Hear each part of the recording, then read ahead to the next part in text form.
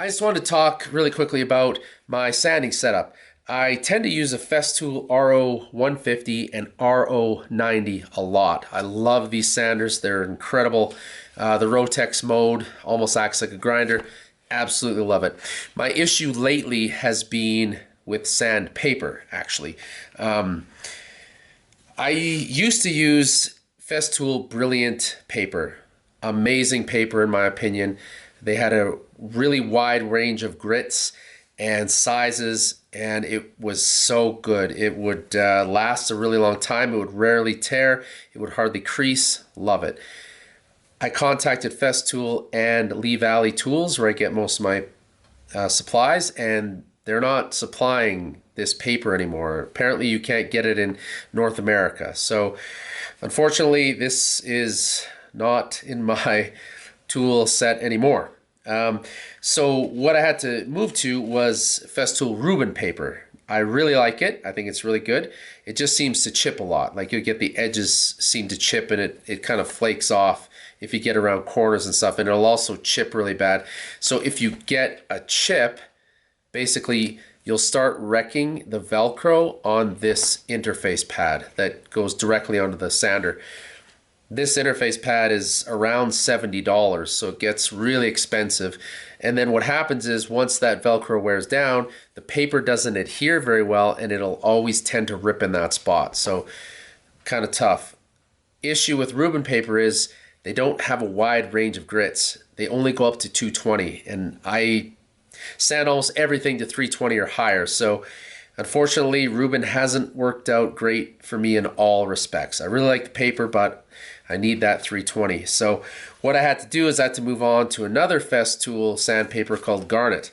And this stuff is pretty good on a flat surface, but as soon as I get onto curves or into anywhere where there's a tight joint, as soon as you hit the paper in an awkward way, it'll either tear or crease. It almost instantly creases. This was almost a brand new piece of paper, and it creased. It just doesn't seem to stick to the interface pad very well. So it slides and it creases. It also tears. It's just, it hasn't been the best paper for me. And at the moment, this is almost all I can get. I'm actually having troubles getting Rubin. I can only get Garnet, and it doesn't seem to last very long. So that's been really unfortunate. So trying to save this $70 interface pad has been my main goal, and something I found that's really effective is this little interface pad I got off of Amazon. So it has a very wide range hole pattern, and it just sits right on the sander interface pad. So it's nice and thin, and I actually find it sticks to the sandpaper a lot better. The sandpaper actually adheres to this a lot better. So this sticks really well to the sanding pad, and then this actually sticks to the paper really well. So this has been a great addition. Now, the other thing too, it's a lot cheaper than this interface pad. So if I wreck this, it's a lot cheaper to replace. So I really like it. The other thing I've added to my toolbox is Sia paper.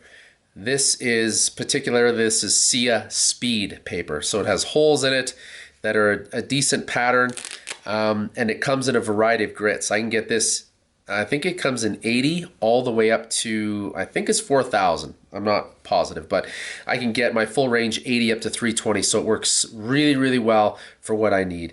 The other thing too is it doesn't seem to tear. It doesn't seem to crease.